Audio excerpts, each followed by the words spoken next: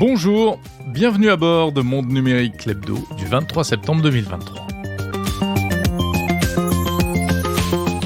Cette semaine, on va s'intéresser tout d'abord au projet de loi pour la sécurisation d'Internet, actuellement en discussion à l'Assemblée nationale.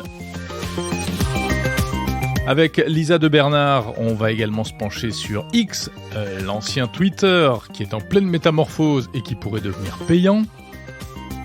On s'intéressera au réseau social TikTok, qui fait l'objet d'une plainte suite au suicide d'une adolescente.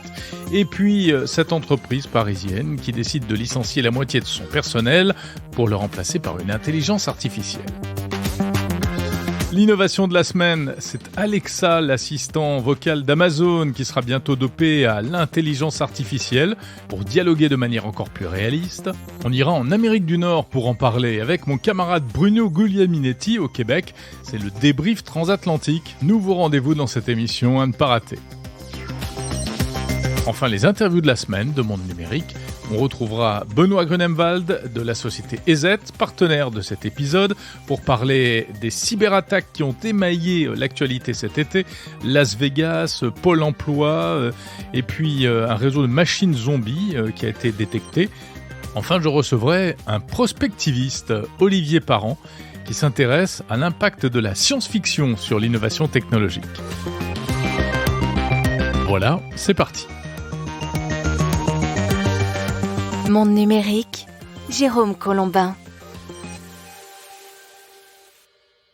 Ravi de vous retrouver comme chaque samedi. Monde numérique, c'est le meilleur de la tech. Plus de 45 minutes de news et d'interviews sur toutes les plateformes de podcast, sur YouTube également et sur les assistants vocaux.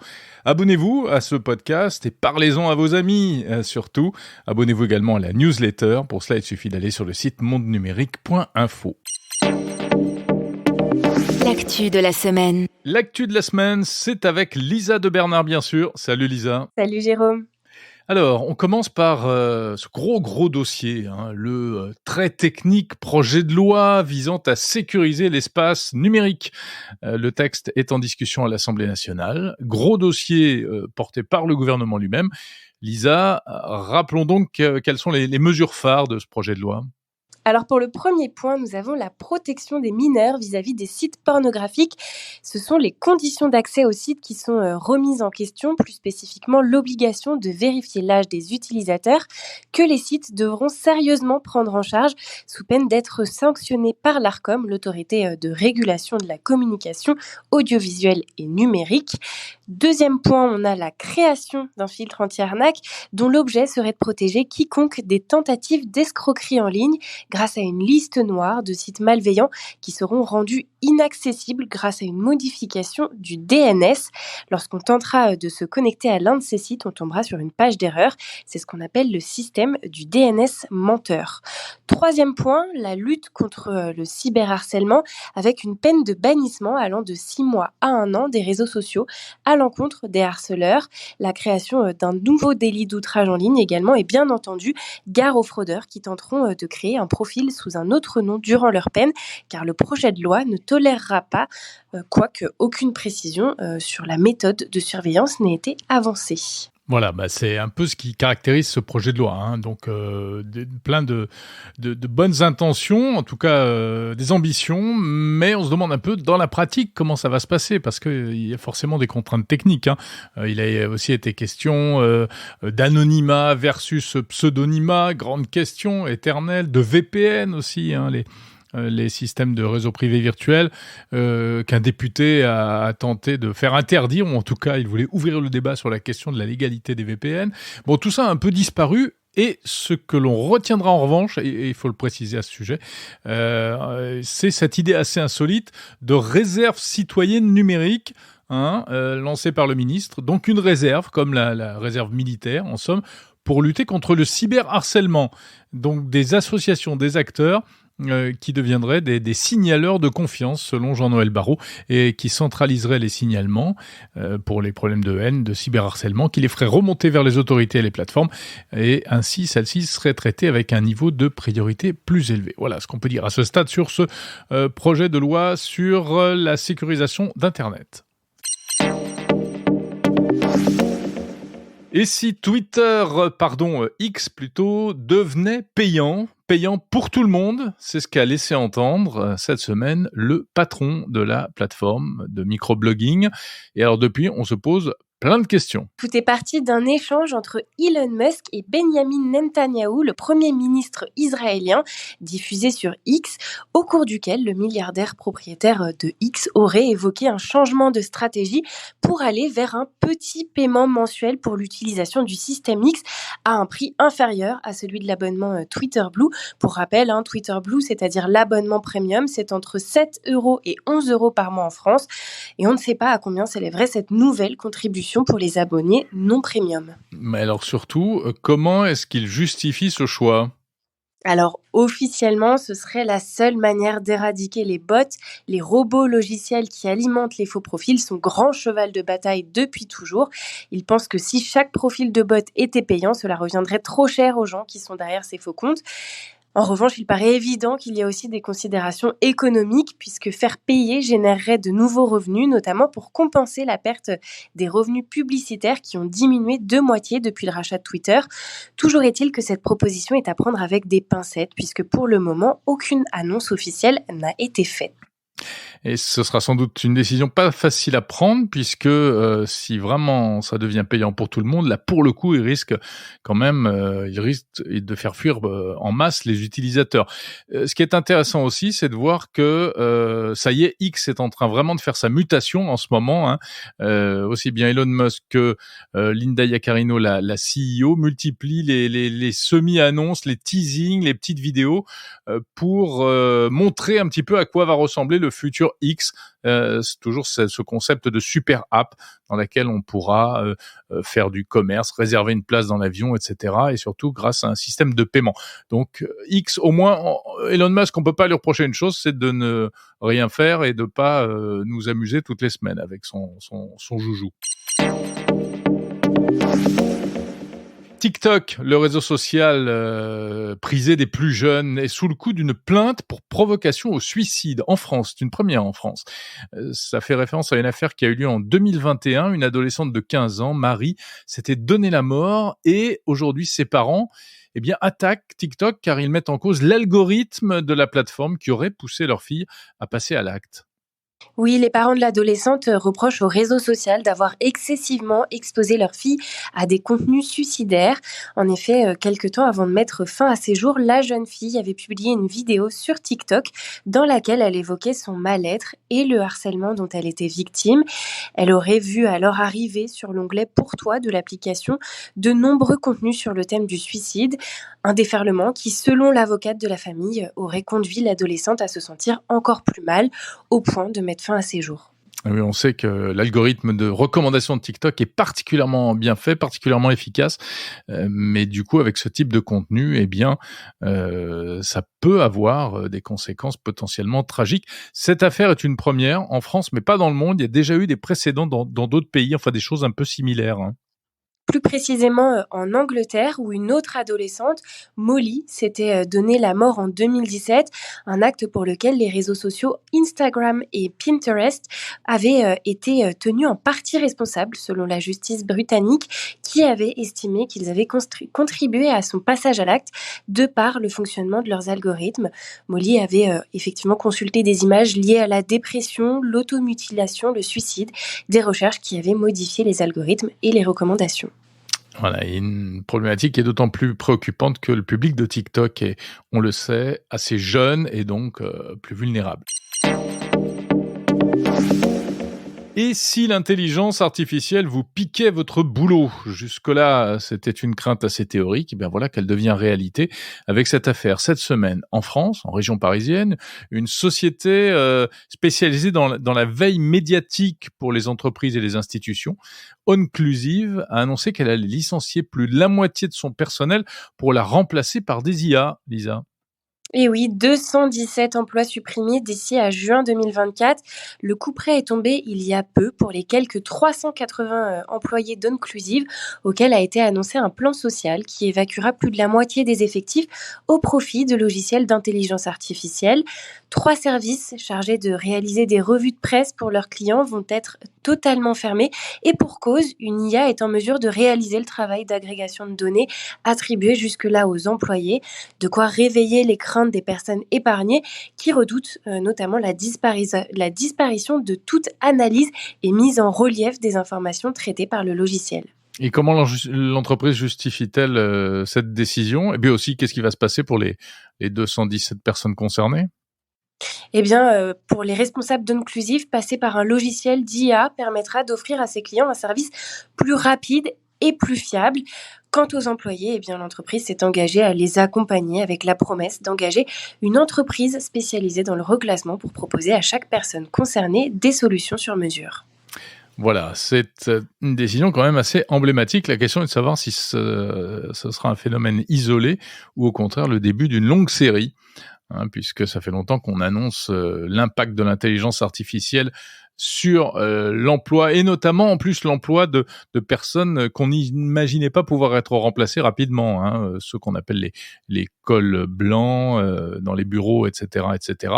Bon, on verra si le travail est aussi bien fait par des machines que par des humains. Merci beaucoup Lisa de Bernard, que l'on retrouve chaque semaine dans Monde Numérique pour l'actu de la semaine. Merci Jérôme, à la semaine prochaine. L'innovation de la semaine.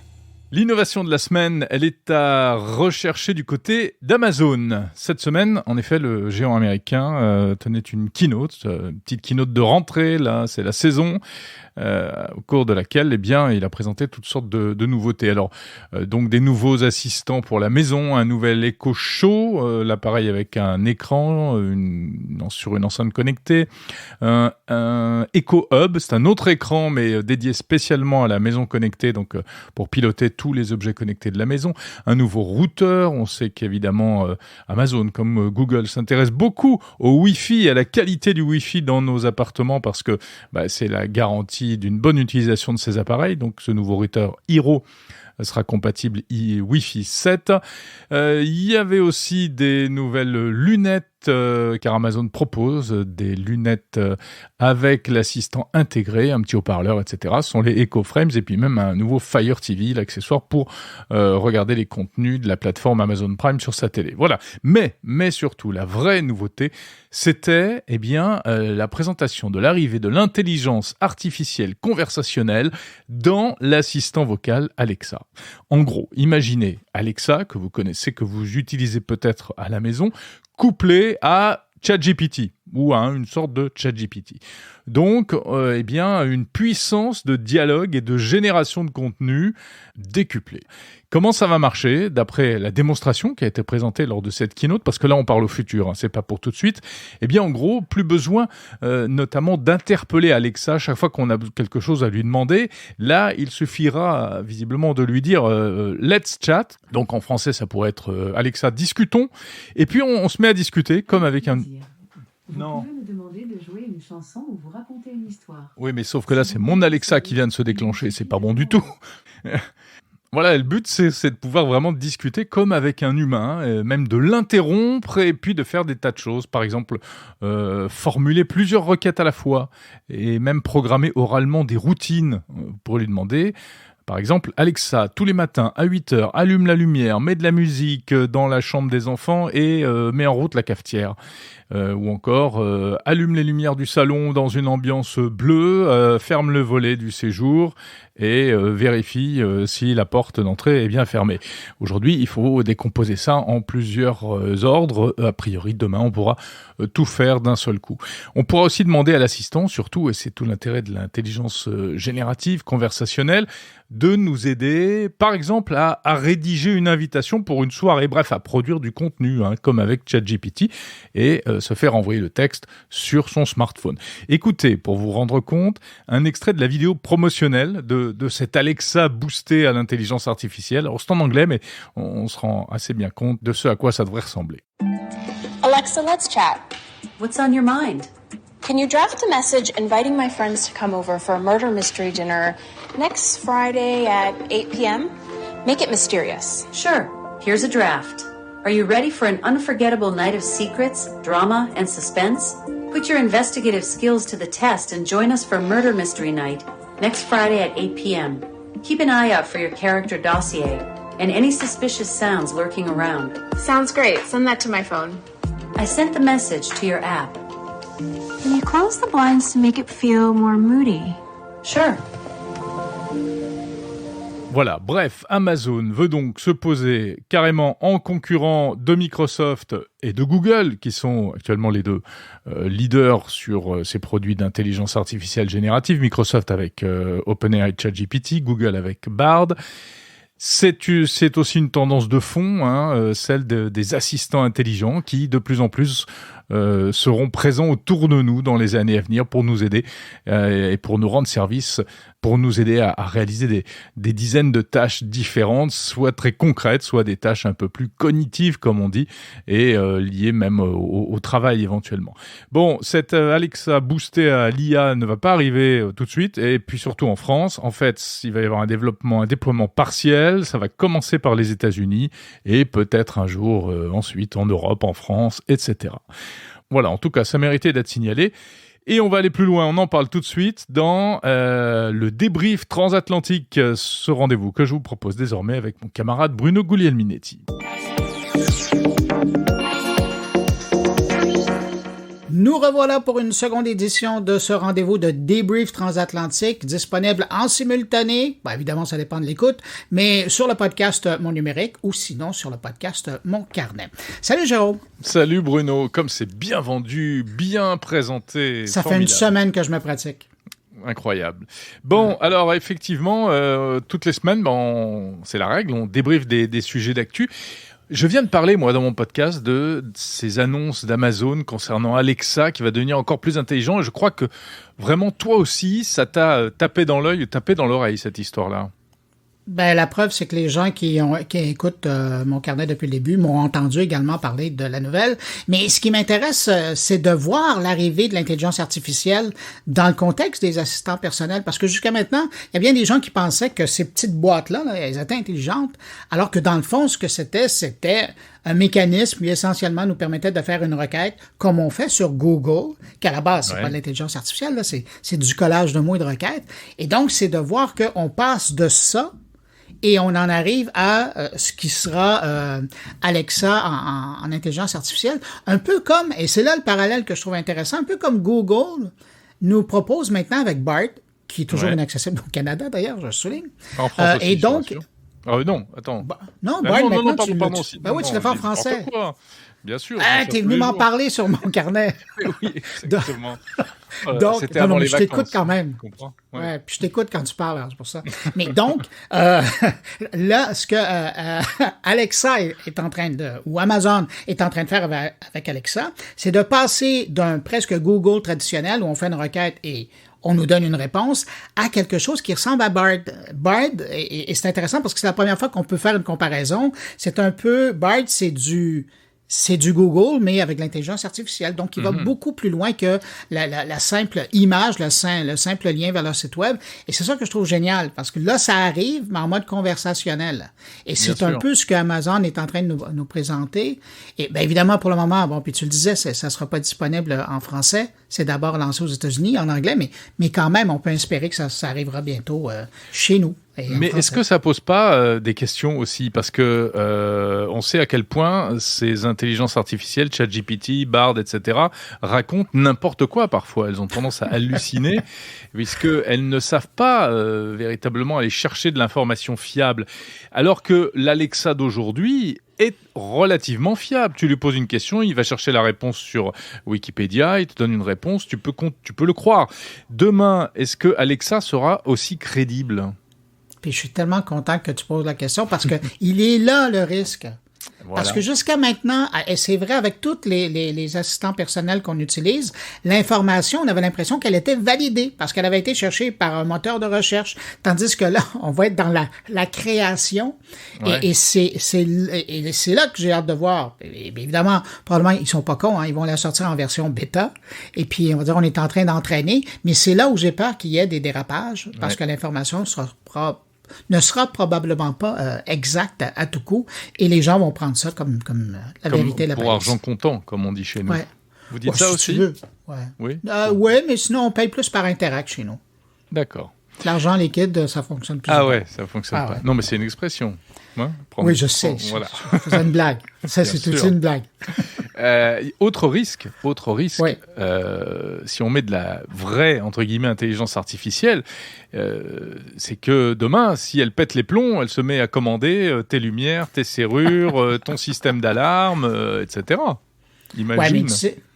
Mais sauf que, écoute, avec ton assistant personnel, fallait faire attention jusqu'à maintenant. J'ai rarement entendu parler d'histoires comme ça, mais ça aurait pu. Mais effectivement, en donnant cette possibilité, c'est possible de le faire. Peut-être dans le futur, on va dire. Ouais. Mais un futur à court terme quand même, hein, parce que avec le temps, on va arriver à paramétrer son utilisation, mais au début, peut-être qu'effectivement, on aura ce type d'histoire-là. Mais puis il y a aussi la question, je sais que quand j'en ai parlé, moi, cette semaine, il y avait la question de la sécurité. Est-ce que Alexa va se mettre à nous écouter à temps plein, en espérant qu'on lui parle? La question est ancienne, en fait. Oui, elle est ancienne, mais elle revient quand même sur le tapis. Et moi, chez Amazon, on m'a dit que non, il faudrait quand même faire l'appel de service, là. En l'interpellant, mais quand même, il y a des gens qui ont peur. Bah, bien sûr. Elle écoute, mais le temps de détecter les mots-clés. Bon, on va attendre. On a hâte que ça arrive. C'est justement ce que j'allais dire. On aura le temps de revenir sur le sujet. Mais moi, je veux retourner le micro de côté. C'est une image, hein, évidemment. Bien on a sûr. chacun notre micro à la distance qu'on a. Heureusement de qu'on l'autre se passe côté pas de le micro. l'Atlantique. Ouais. Moi, je veux retourner le micro de côté parce que il y a quelque chose d'un peu particulier que j'ai entendu passer cette semaine. C'est ce projet de loi de sécurisation d'Internet. Qu'est-ce que c'est, ça? Chez nous, en France, et oui. Ouais. Alors, effectivement, c'est un gros dossier, on en parle beaucoup. C'est en discussion et c'est porté par le gouvernement. C'est très ambitieux. Hein, c'est grosso modo, tu sais, on a déjà un cadre européen qui est rentré en vigueur fin août, hein, le DSA, Digital Services Act. Et là, c'est un peu la transposition au niveau du pays, uniquement au niveau français. Et avec 3 axes, c'est lutter contre, protéger les mineurs contre la pornographie en ligne, protéger souvent les mineurs également contre le cyberharcèlement. Il y a eu des affaires tragiques là récemment chez nous, et protéger tout le monde contre les cyberarnaques. Grosso modo, c'est tout ça. Rendre Internet plus sûr, avec le grand message, ce qui est interdit dans la vie réelle doit également être interdit et puni dans le monde virtuel.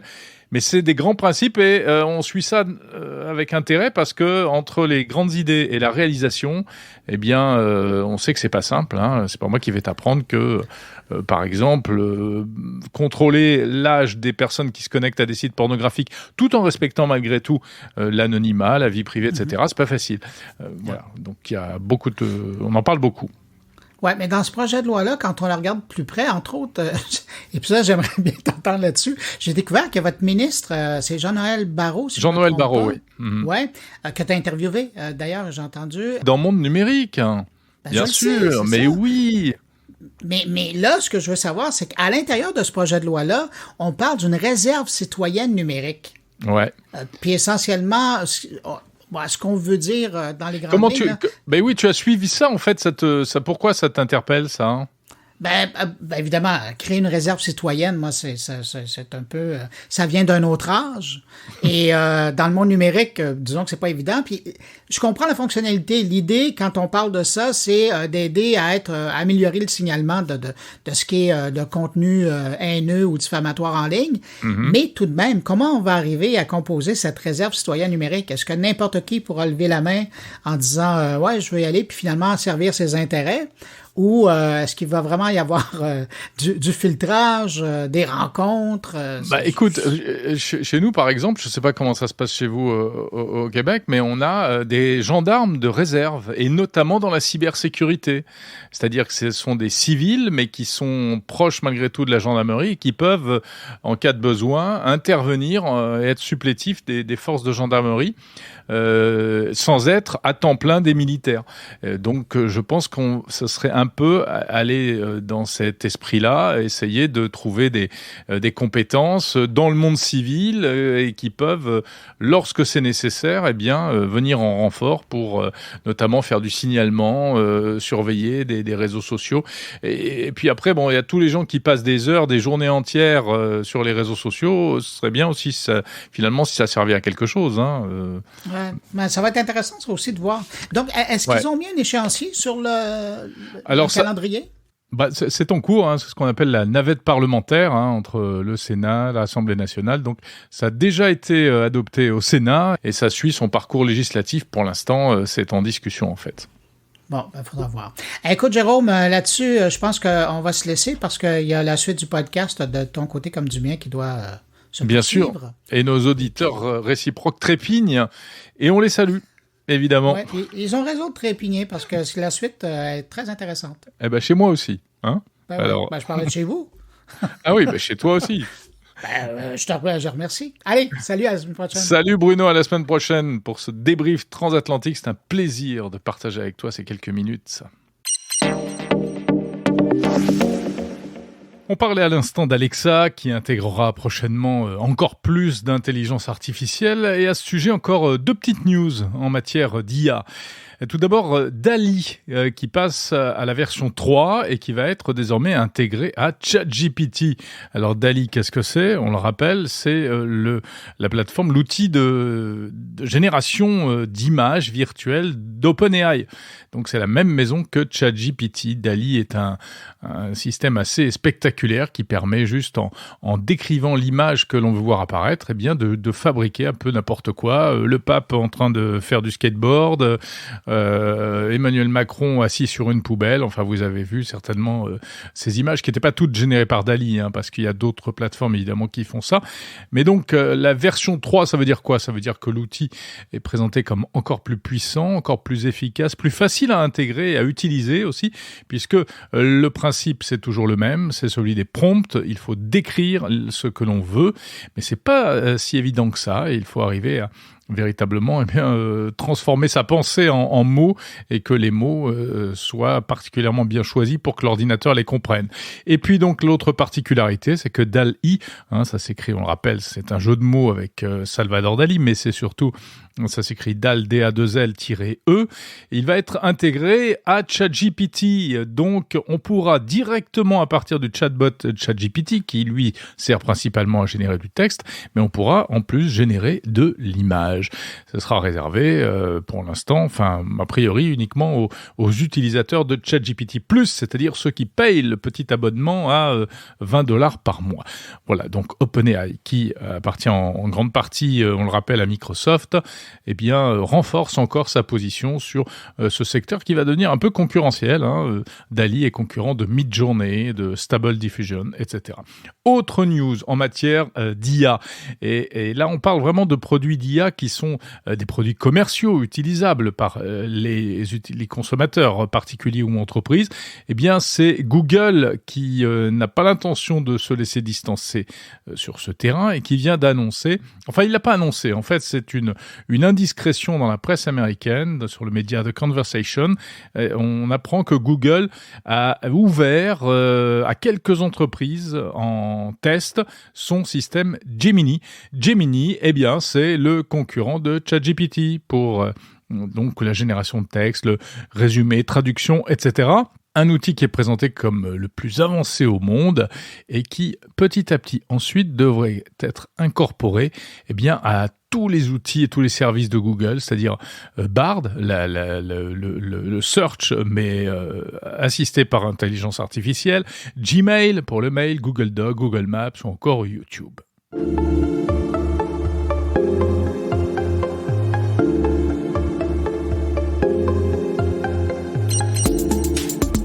Monde numérique, le meilleur de la tech.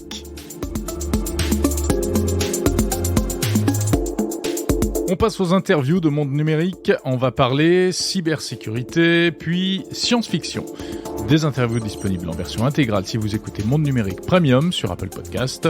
Et sinon, disponibles en épisodes séparés dès la semaine prochaine.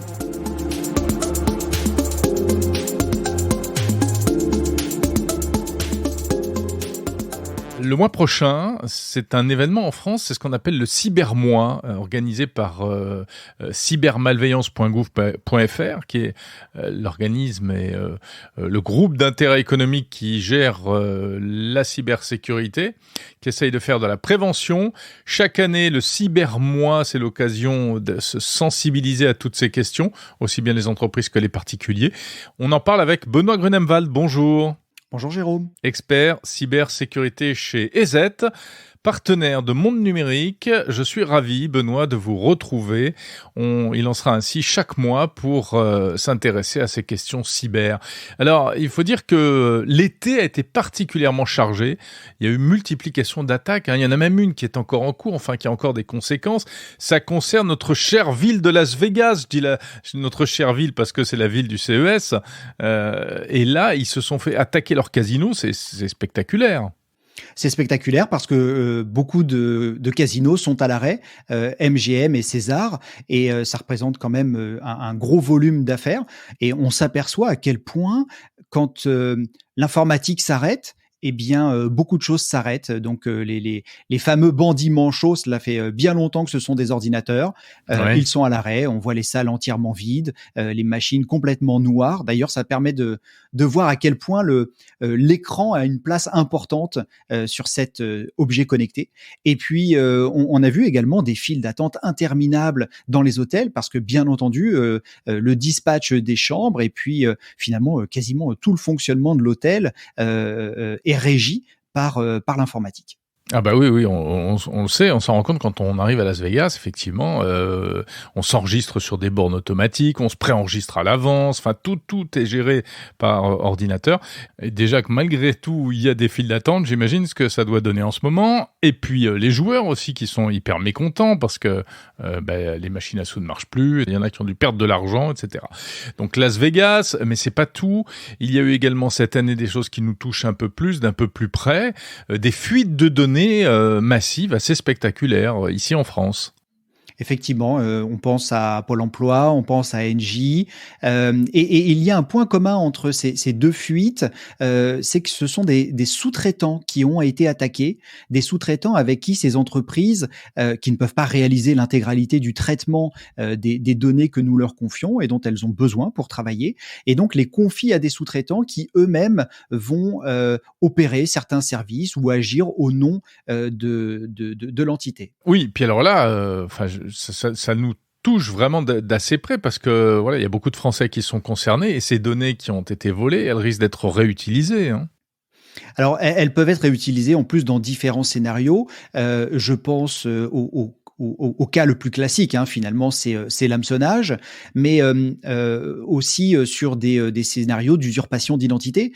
Quand vous fournissez à Pôle emploi notamment, à une administration d'une manière générale, ou à une grande entreprise, des données confidentielles sur vous, personnelles, eh bien, ça peut tout à fait être utilisé pour pouvoir usurper votre identité dans d'autres cas, voire dans d'autres pays ou d'autres endroits où les personnes qui sont en face de vous ne sont pas très scrupuleuses quand elles ne sont pas dans la combine. Alors justement, Benoît Grunemwald, votre entreprise EZ, spécialisée qui fait de la recherche aussi sur toutes ces questions-là, vous avez découvert cet été précisément ce qui se passait dans le Darknet où évoluent les pirates et vous avez mis la main sur une espèce de trousse à outils du pirate informatique en fait.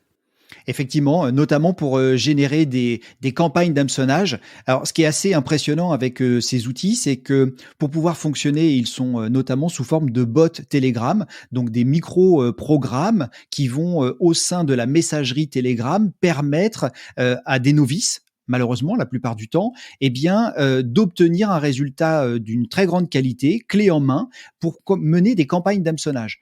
Et c'est là où on voit bien finalement pour eux tout l'intérêt d'avoir des fuites de données, c'est qu'ils vont pouvoir créer ces campagnes d'hameçonnage vraiment extrêmement ciblées, voire même dans ce cas-là, on peut même parler d'harponnage. Donc l'hameçonnage, c'est plutôt ce que l'on reçoit. Vous avez un colis alors que vous n'avez rien commandé, vous n'êtes même pas client de telle ou telle entreprise, alors que l'harponnage va bénéficier d'une fuite de données ou d'informations récupérées sur Internet si vous êtes une cible de choix, mais d'informations particulières sur des bases de données, et on va comme ça aller harponner des utilisateurs. On l'avait vu notamment avec la fuite de Corbeil-Essonnes, où si on voyait que ces données étaient mises à disposition et ou utilisées, cybermalveillance, encore eux, avaient mis à disposition une lettre type pour porter plainte. Alors donc cette boîte à outils pour pirates qui s'appelle Télécopie, c'est amusant avec un K, c'est ce que vous avez découvert. Et puis parallèlement, les autorités ont démantelé un réseau de cyberpiratage qui s'appelle le Quackbot. Quackbot, ça c'est un élément important parce que c'est un réseau de botnets, donc de machines zombies, qui a été démantelé notamment à l'initiative du FBI et qui comprenait dans le monde entier plus de 700 000 machines infectées et 26 000 en France. Donc les autorités en France, la justice, a participé au démantèlement de ce réseau. Est-ce que la mise au jour de ce réseau, c'est un coup d'arrêt important, ou on peut se dire que c'est un coup d'épée dans l'eau, ou c'est une goutte d'eau dans l'océan qui a été prélevée dans l'océan? Alors, c'est à la fois un beau coup d'arrêt parce que Quackbot, c'était quand même 700 000 machines à travers le monde, dont 26 000 en France. C'est aussi une belle démonstration de coopération internationale pour stopper un réseau non négligeable. Et ce réseau, lors de l'arrestation, lors de l'arrêt de ce réseau, ça représentait 170 serveurs, 6 en France et plus de 8 millions de dollars équivalents en crypto-monnaie qui ont été saisis. Donc on est quand même sur une opération d'envergure qui était d'envergure à la fois du côté de la police mais également du côté des cybercriminels. Très bien, mais on aura l'occasion de reparler de tout ça, malheureusement, j'allais dire, mais en tout cas, heureusement, on est ravis de vous accueillir dans Monde Numérique, et on se retrouvera désormais chaque mois. Benoît Grunemwald, expert cybersécurité chez EZ, merci beaucoup.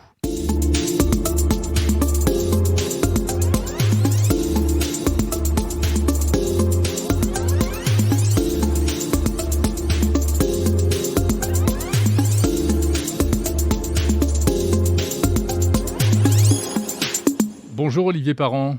Bonjour Jérôme. Vous êtes le créateur de Futur Hebdo, c'est un site internet, une chaîne YouTube, un magazine papier également. Et comme son nom l'indique, c'est une publication qui explore le futur car vous êtes prospectiviste. C'est-à-dire que vous conseillez les entreprises pour les aider à prendre leurs décisions stratégiques. Et vous vous intéressez beaucoup à la science-fiction, notamment à travers votre chaîne YouTube, sur laquelle vous décryptez des grands films de science-fiction. C'est-à-dire que pour vous, la SF peut aider à mieux comprendre dans le monde dans lequel on vit. Tout à fait. La science-fiction est, pour la prospective, un outil de figuration, est un outil de storytelling, un moyen de raconter toutes ces innovations, d'autant plus que la science-fiction est une forme d'art, c'est un art narratif, ça fait partie de la grande famille des récits imaginaires. Et ces auteurs, ces artistes, qui sont comme des sismographes, c'est-à-dire ils perçoivent de quoi est fait l'air du temps, de quoi est fait le présent, et sous le prétexte de récits imaginaires, de récits futuristes, c'est bien du présent dont ils parlent. Et on dit souvent que les auteurs de science-fiction, effectivement, ne sont pas que dans le rêve, ni dans la fiction, mais, et l'histoire l'a prouvé, ils nous annoncent bien souvent des mondes qui ensuite deviennent réels. Exactement, ils annoncent des mondes qui deviennent réels, et comme la prospective, ils annoncent surtout les conséquences des innovations dans notre présent. Pour moi, j'ai un exemple qui est très frappant. C'est le roman La guerre éternelle de Joe Haldeman. Joe Haldeman a été un jeune conscrit dans la guerre du Vietnam. Quand il est rentré, au lieu de faire le énième Rambo ou Deer Hunter ou Full Metal Jacket, il a raconté le traumatisme qu'il a vécu en transposant ceci dans une guerre interstellaire. Et en fait, comme il est astrophysicien, et que c'est un homme qui est rigoureux, son exercice de pensée, il l'a poussé jusqu'au maximum. Et finalement, il a fait un roman antimilitariste, mais peut-être le plus militariste des romans non militaristes, antimilitaristes, en parlant effectivement de l'avenir des conflits, en parlant de où sera le soldat demain dans les conflits à venir. Est-ce que la guerre sera téléportée, par des moyens numériques? Est-ce qu'aujourd'hui la réalité a rattrapé la fiction sur ce point, selon vous? Alors, la réalité, en fait, est beaucoup plus intéressante même que la fiction, puisque sur la question des conflits avec une guerre à nos portes, avec l'Ukraine, la question est permanente. C'est la place du numérique dans ces conflits, donc la place de l'information. Mais on peut aussi demander, c'est la distance à laquelle on mène ce conflit. Et concernant le soldat, est-ce que on augmente le soldat, ou est-ce donc par des moyens mécaniques, avec des exosquelettes, avec toute une bulle numérique, les drones, etc., ou est-ce qu'on va, ce que certains pays peuvent envisager, modifier le génome et donc les capacités biochimiques du soldat pour avoir un super soldat, etc. Ce que la science-fiction dans le cinéma de science-fiction a très bien traité dans les années 80-90. On n'en parle plus du tout. C'est peut-être qu'il y a un indice qu'il y a quelque chose qui est en train de se jouer, si ce n'est que la France a dit on ne touche pas au corps, on augmente mécaniquement le soldat. Mais on sait qu'il y a des choses qui se font, enfin alors peut-être pas ouvertement avec des objectifs militaires, mais on pense à Neuralink d'Elon Musk. Exactement. Pour l'instant, il n'est pas question de militaire, mais vous pensez que c'est une possibilité? Le Neuralink, peut-être pour imaginer un petit peu quel est l'univers qu'il y a derrière Neuralink, il faut peut-être se plonger dans le neuromancien de Gibson, qui est donc le premier roman cyberpunk, parce que Neuralink d'Elon Musk, c'est exactement ce qui est proposé, c'est-à-dire que c'est l'extension des capacités biologiques de l'individu par des moyens informatiques. Donc c'est la grande question de l'interface homme-machine. Et en fait, on peut aussi se poser la question qui va être la question de l'équité. Est-ce qu'une personne équipée de cette mémoire soi-disant infinie sera-t-elle le même citoyen qu'une personne qui, pour les raisons qui sont les siennes, ne voudra pas ou ne pourra pas s'équiper de ce genre de choses? Parce qu'il ne faut pas se leurrer, tout le monde n'aura pas accès à ce genre de choses. Il y aura sûrement une sélection par le porte-monnaie qui se fera. Donc, comment, dans la société, gérer ces différences entre individus? Si un élève, pour un concours d'une école, etc., est équipé et qu'il ne le dit pas, est-ce que c'est juste? Est-ce que c'est pas juste? On peut dès maintenant poser tout ce genre de questions avant même que la réalité arrive, sachant que ça va très très vite. Les premiers tests apparemment ont été faits cet été, je crois. Oui, c'est en cours là, ça démarre. Ils ont reçu l'autorisation de tester ça sur des humains. Sur des humains. Et effectivement, actuellement, apparemment, Elon Musk recherche des volontaires, des personnes malades prêtes à recevoir ces fameux implants. Est-ce qu'il y a d'autres choses, Olivier Parent, dans les grands mouvements qui sont en train de nous traverser, qui retiennent votre attention? Je pense évidemment à l'intelligence artificielle. On parle beaucoup de révolution, presque de nouvelles révolutions industrielles aussi. Selon vous, si on devait rattacher ça à un film de science-fiction, ce serait quoi?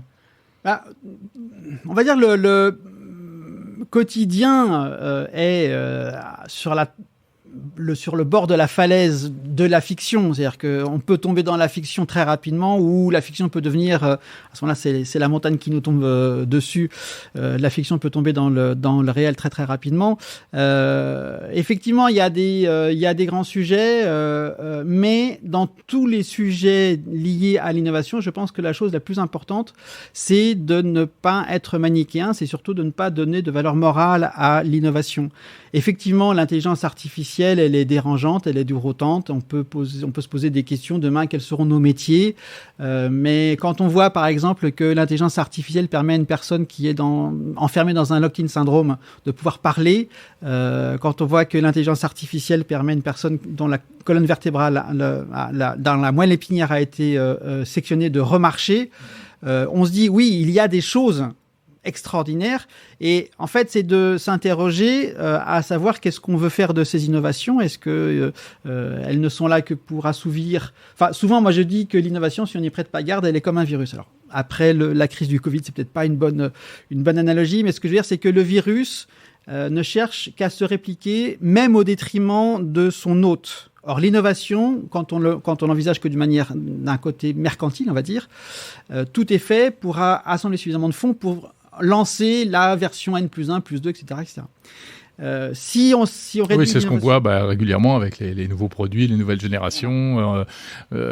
Cette semaine sort le nouvel iPhone, on est en plein dedans. Voilà. Donc, soit on réduit l'innovation à sa dimension mercantile, et effectivement, on peut dire que ChatGPT, Bard et les autres ne sont que des outils de marchandisation du réel, des données, etc.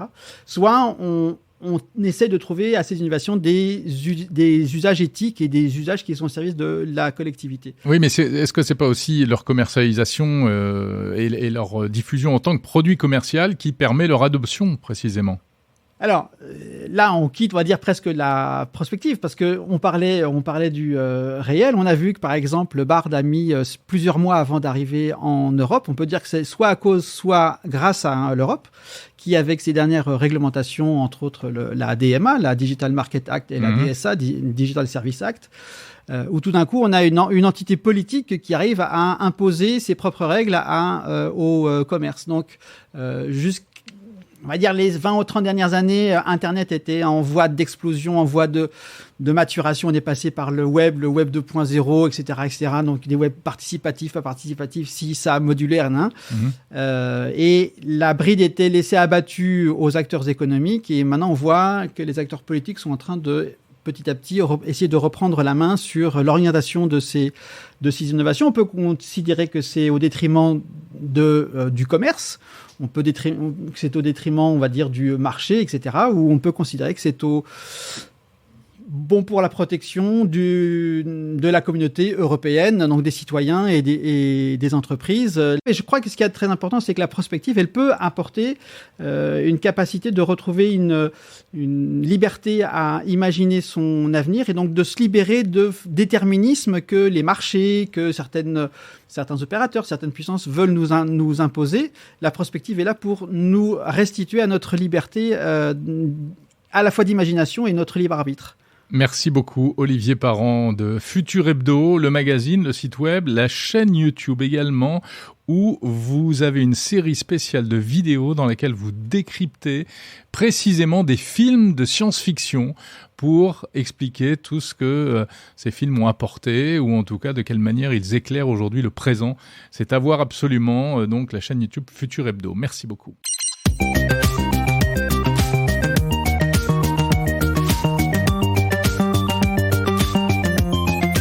C'est la fin de cet épisode de Monde Numérique, l'hebdo du 23 septembre 2023. J'étais ravi de passer ce moment avec vous.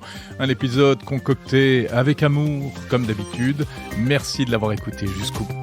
Je vous donne rendez-vous samedi prochain pour l'hebdo. D'ici là, ne ratez pas les interviews en version longue et les éventuels épisodes bonus, actu, édito, sur le fil du podcast Monde Numérique. N'hésitez pas à commenter ce podcast sur les plateformes. Et vous pouvez m'envoyer des messages également via les réseaux sociaux ou par mail en allant sur le site mondenumérique.info. Profitez-en d'ailleurs pour vous abonner à la newsletter si ce n'est pas encore fait. Enfin, surtout, invitez vos amis à écouter Monde Numérique et à s'abonner eux-mêmes. Je vous souhaite une très bonne semaine, pleine de tech. Salut.